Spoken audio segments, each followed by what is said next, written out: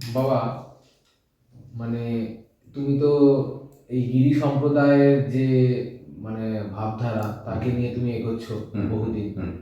এই বহু বছর যুক্ত আমি বহু বছর ধরে নিরঞ্জনী আখড়ার সাথে বহু নিরঞ্জনী বছর আখড়ার সাথে তুমি যুক্ত বহু আছে বছর এবং যুক্ত তুমি আছি। গিরি সম্প্রদায়ের হ্যাঁ। যে মার্গ আছে বা দর্শন আছে হুম। তাকে নিয়ে তুমি যাচ্ছ, এগোচ্ছ। হুম। তা আমার একটা ব্যক্তিগত প্রশ্ন বলতে পারো বা তোমার বিভিন্ন ভক্ত শিষ্যদেরও প্রশ্ন বলতে পারো যে এই গিরি সম্প্রদায় সম্বন্ধে, এই গিরি সাধু, নাগা সাধু যাকে আমরা বলি, এই নাগা সাধু সম্বন্ধে কিন্তু মানুষের একটা মনে একটা বিশাল মানে বলতে পারো জিজ্ঞাসা। মানে তারা কি বলতো, তারা নাগা সাধুকে ভয় বলো ভক্তি বলো, তারা কিন্তু সেই জায়গাটা কিন্তু খুঁজে যায় এবং নাগা সাধু সম্বন্ধে তারা কিন্তু প্রপার যে একটা বিশ্লেষণ বা প্রপার যে ধারণা, এটা অনেকেই কিন্তু জানে না। তুমি একটুখানি নাগা সাধু সম্বন্ধে কিছু বলো। বলতে যে নাগা, যে নাগা কথার অর্থ প্রথমে জানতে হবে। নাগা কথার অর্থ হচ্ছে পাহাড়। যে পাহাড়ের সাথে কাউরি যুদ্ধ করা সম্ভব না। এদের আদি পরম্পরায়, আমাদের গুরু পরম্পরায় চলে আসছে। কিন্তু নাগা মিন্স যে মানুষ যেটা ভাবছে নাগা সাধুর মধ্যে প্রচণ্ড অ্যাগ্রেসিভ, প্রচণ্ড রাগী, সেটা কোনোটাই নয়। নাগা প্রচণ্ডই ভালো সাধু। নাগা ঘরে সমস্ত জুন আখড়া, নিরঞ্জনী আখড়া, আহ্বানী আখড়া, অটল আখড়া, মহানির্বাণী আখড়া সবাই ভালো। কিন্তু সব থেকে বড় কথা, আমরা এক কথায় ধর্মরক্ষা সৈনিক। যখন ধর্মের প্রতি কোনো আঘাত আসবে তখন নাগা সাধু সে দিগম্বর রূপ তার ধারণ করবে।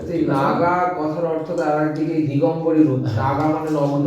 নগ্ন। তা সেইভাবে নগ্ন বলাটা মানে নগ্ন মানে সে নিজের জীবনের সবকিছু পরিত্যাগ করে স্বয়ং তার মহাকালের কাছে, তার ইষ্টর কাছে সমস্ত কিছু বিসর্জন করে সে গুরু পরম্পরা একটা জায়গায় ঈশ্বর, মানে তার কোনো চাহিদা নেই, তাই তো? মানে সবকিছুই সে মহাকালের কাছে সমর্পণ করে সে দিগম্বর আছে। কারণ মহাকাল নিজে দিগম্বর, তাই না? উনি তো নিজে দিগম্বর। আমাদের গুরু পরম্পরায় আমাদের ইষ্ট, আমাদের গুরু, তিনি নিজে দিগম্বর। তো এখন ধর্ম রক্ষার জন্য যেটা আমাদের করা দরকার সেটা আমরা অতি অবশ্যই করবো।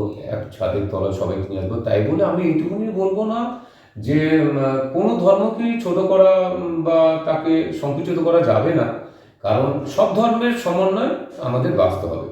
তো এখন সেই জায়গায় দাঁড়িয়ে যদি বলি যে আমাদের সনাতন হিন্দু ধর্ম বড়, তাহলে যারা অন্যান্য ধর্ম পালন করছে, আমি ব্যক্তিগতভাবে কোনো ধর্ম নিয়ে আসতে চাইছি না। সব ধর্মকে আমি যোগ্য সম্মান দিই। তো সব ধর্মের সমন্বয় নিয়ে বাঁচি।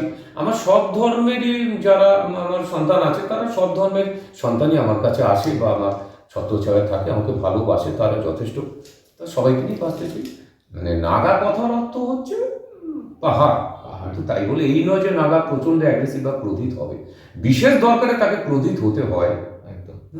তা বাবা, এই সনাতন হিন্দু ধর্ম সম্বন্ধে মানে এখন বলতে গেলে হিন্দু ধর্মকে রক্ষা করার জন্য যে তোমার কিছু প্রকল্প বা হিন্দু ধর্মকে এগিয়ে নিয়ে যাওয়ার জন্য তোমার কিছু প্রকল্প মানে চলছে বা চলবে, এরকম কোনো ব্যাপার আছে যে? এবং তুমি কিছু মঠ স্থাপনেরও কিছু চিন্তাধারা রেখেছো? এটা অনেক বছরের আমার একটা চিন্তাভাবনা আছে যে আমি এত বছর যে ভারতবর্ষের বিভিন্ন জায়গায় ভ্রমণ করলাম, সেখানে দাঁড়িয়ে দেখলাম বহু মানুষ বহু দুঃখ যন্ত্রণা জীবন অতিবাহিত করে। আমি বহু ভারতবর্ষের বহু জায়গা গেছি, সেখানে অতিবাহিত করছে। সেই জায়গায় দাঁড়িয়ে নিজেকে খুব একটা সাধু হিসেবে, একটা শান্তি হিসেবে, যেটা নিজের কাছে খুব ছোট মনে হলো বা নিজের কাছে নিজেকে প্রচণ্ড দুঃখ বা আঘাত পেলাম।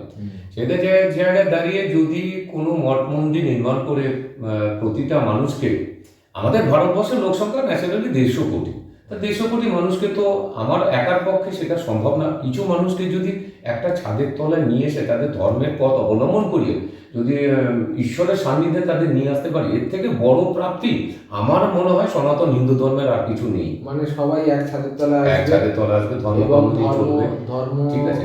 এবং এটাও দেখা যাচ্ছে বাবা, মানে অনেকেই চায় যে ধর্ম সম্বন্ধে অনেকে জানতে, কিন্তু জানার লোক খুঁজে পায় না। আসলে বিশ্বাস করে দেখতে হবে সৎ গুরু কোথায় পাওয়া যায়, ঠিক আছে?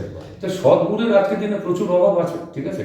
এবার গুরু পরম্পরায় যদি সৎ গুরু ধরতে হয়, যখন আমি দীক্ষা নিই, তো আমি সেই সদ্গুরু পেয়েছিলাম, ঠিক আছে? মৃত্যুঞ্জয় গিরি মহারাজ আমার গুরু মহারাজ, তো আমি সেই সদ্গুরু পেয়েছি। সেটাই।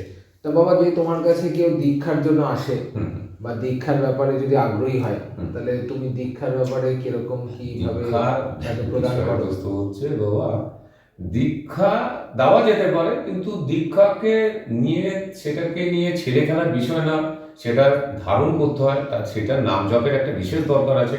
তবে দীক্ষা দেওয়া যেতে পারে, গৃহস্থী মানুষও দীক্ষা নিতে পারে। দীক্ষা কথার অর্থ প্রথমে হচ্ছে ইষ্টকে কিছু নিবেদন করে যে প্রসাদ তুমি থাকবে তোমার থালায়, সেটা তুমি সেবা নিতে পারো, ঠিক আছে? তো সেইখানে তুমি সেবা নিতে পারো। তাহলে দীক্ষা কথার অর্থ হচ্ছে দিয়ে খা, ঈশ্বরকে কিছু নিবেদন করে যেটা তুমি সংগ্রহ করবে, সেটা হচ্ছে দীক্ষা। দীক্ষা দেওয়া যায়, কিন্তু দীক্ষার বিধি নিষেধ প্রচুর আছে। দীক্ষা, আমি যখন দীক্ষা কাউকে দিই, সেটা পঞ্জিকার মধ্যে অনেক বিচার বিবেচনা করে হবন দিয়ে তাকে আমি দীক্ষা দেবো। গুরু পরম্পরাটাকে কান্ঠি ধারণ করাবো, নিরঞ্জনী আখড়া আমাদের যেভাবে চলে সেভাবে দীক্ষা দেবো।